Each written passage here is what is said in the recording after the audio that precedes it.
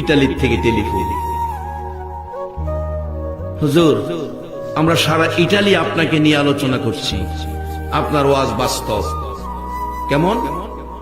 Italy একটা বাংলাদেশি ছেলে মারা গেছে, যার বাড়ি বরগুনা, বরিশাল বরগুনা। হুজুর, হসপিটালে মারা গেছে ছেলেটার স্ত্রীর নামে অ্যাকাউন্ট নাম্বার নিয়ে টেলিফোন করলাম স্ত্রীকে, তোমার স্বামী মারা গেছে, টাকা পাঠাও, লাশটা দেশে পাঠাই। স্ত্রী বলছে, আল্লাহ সাক্ষী, মিথ্যা কথা বললে জিহ্বাটা কেটে লেব। ওই ইটালির থেকে ফোন করে 15 মিনিট কথা। হুজুর বললাম, টাকা পাঠান, আপনার স্বামীর লাশটা দেশে পাঠায়। স্ত্রী বলছে, হায়াত নাই, মারা গেছে, লাশ আইনার কি লাভ হবে? যদি সিস্টেম থাকে হেদে সেই মারি দেলাই। ঢাকা উত্তরা বাড়ি করছে, স্ত্রী উত্তরা থাকে। টেলিফোন করছি হুজুর ভাইদের কাছে, ভাইয়েরা, ভাই মারা গেছে, খবর শুনে কাঁদতে শুরু করছে। ডাকতেছে, ভাইরা পাই তো টাকা রোজগার করে, আমরা 10 টাকাও দেয় নাই, স্ত্রীর নামে অ্যাকাউন্ট, আমরা 10 টাকাও পাই নাই, আমরা গরিব মানুষ। তোমাদের কাছে অনুরোধ করি, আমার ভাইয়ের লাশটা তোমরা পাঠাইয়া। মার কাছে টেলিফোন করলো, আপনার ছেলে মারা গেছে। এই খবর টেলিফোন দেওয়ার আগেই ছেলে মারা যাওয়ার সাথে সাথে বলুন মার কাছে খবর আইছে কিনা। মা বিছানায় শুয়া রে মা কান্দে। আশপড়শি মানুষগুলো জড়ো হইছে, প্রশ্ন করে জিজ্ঞেস করে, কেন কান্দেন? দরদি মা জবাব দেয়, জানি না কেন কান্দি, একটা কথাই জানি, কেন জানি আমার কলিজায় আগুন লাগছে।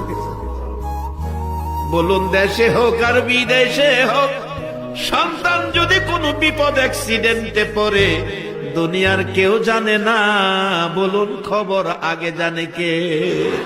আরে মা বাবার কথা মতো যেজন চলে না, বলুন মা বাবার কথা মতো যেজন চলে না, আল্লাহ নবীজির দয়া তারা পাবি না। আইরে আল্লাহ নবীজির। মা বাবাকে দুঃখ দিলে নামাজ রোজা যাই বিফলে, মা বাবাকে দুঃখ দিলে নামাজ রোজা যাই বিফলে, মার কলিজায় আঘাত দিলে খোদা সহে না, মার কলিজায় আঘাত দিলে খোদা সহে না। রে আল্লাহ নবীজির দয়া। মা খবর পেয়ে গেল, কলিজায় আগুন জ্বলল। টেলিফোন করছে ছেলেটা মার কাছে, শোনা যায় মা বিনায়া বিনায়া কান্দে। ছেলেটা বলেন, হুজুর প্রশ্ন করলাম, কাঁদতেছেন কেন? একটা খবর শোনানোর জন্য টেলিফোন করেছি। মা জবাব দিচ্ছে, কি খবর শোনাইবি রে? খবরের আগেই দিয়ে আমার কলিজায় আগুন জ্বলতেছে। খবর শোনার আগে যার কলিজায় আগুন জ্বলে গো, বলুন এই মানুষটাকে। এই মা বাবারে যদি কেউ মশা কামড় দেওয়ার ব্যথা দিয়া থাকো, মনে রেখো নামাজ রোজাই তোমার কাজ হবে না। বহুত নামাজি রোজাদার আমলদার জাহান্নামে যাইব, কোরআন বলছে। আমিলাতুন নাসিবাতুন তাসলা নারান হামিয়া। মা ডাকতেছে, এরে বাবা, আমি তো কান্না থামাইতে পারতেছি না, টেলিফোন করে কি বলবি বল। মাগো আপনার ছেলে মারা গেছে, এবার বলুন মার কান্না বাড়ছে না কমছে? তাই তো কবি বলছে, মায়ের কান্দন যাবজ্জীবন, 2-4 মাস বনের কান্দন রে, ঘরের পরিবারের কান্দন কয়েকদিন পর থাকে না, দুঃখের দরদি আমার জনম দুঃখী মা, দুঃখের দরদি আমার জনম দুঃখী মা।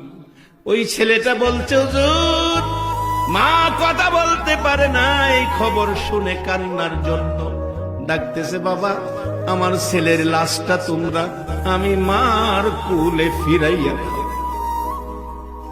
যেইভাবে ছোটকালে প্রস্রাব পায়খানা করছে, নাকে দুর্গন্ধ লাগে নাই, আমি মা আমার ছেলের মৃত লাশটা পৌঁছাইয়া দাও, আমি এই দুর্গন্ধযুক্ত লাশটা আমি মা কোলে লইয়া কলিজা ঠান্ডা করব। অনুরোধ করি, আমি মার কাছে পয়সা নাই, তোমাদের কাছে ভিক্ষা চাই, ভিক্ষা চাই, আমার ছেলের মৃত দেহ লাশটা আমি মার কাছে ফিরাইয়া দাও। হুজুর মায়ের কান্না শুনে আমাদের সহ্য হয় নাই, আমরা বাংলাদেশিরা সকলে মিলে মসজিদ আছে, মসজিদ থেকে কালেকশন করে লাশটা বাড়িতে পাঠাইছে। আজকে 22 তারিখ, আজকে সেই লাশটা বাংলাদেশে আসার কথা। বলছে 22 তারিখে হুজুর লাশটা বাংলাদেশে যাবে, আজকে সেই লাশ বাংলাদেশে আসবে। বাজান স্ত্রী কই সুযোগ থাকলে, সিস্টেম থাকলে এই দেশে মারি দিলাম, আর ভাইয়েরা কান্দে টাকা নাই কি দিয়ে আনবো। মা বলছে ভিক্ষা চাই, আমার ছেলের লাশটা ফিরাইয়া দাও। এই মারে যদি 3 টুকরা করা হয়, বলুন এই জাতীয় উম্মতের সুপারিশ আমার নবী করবে কিনা?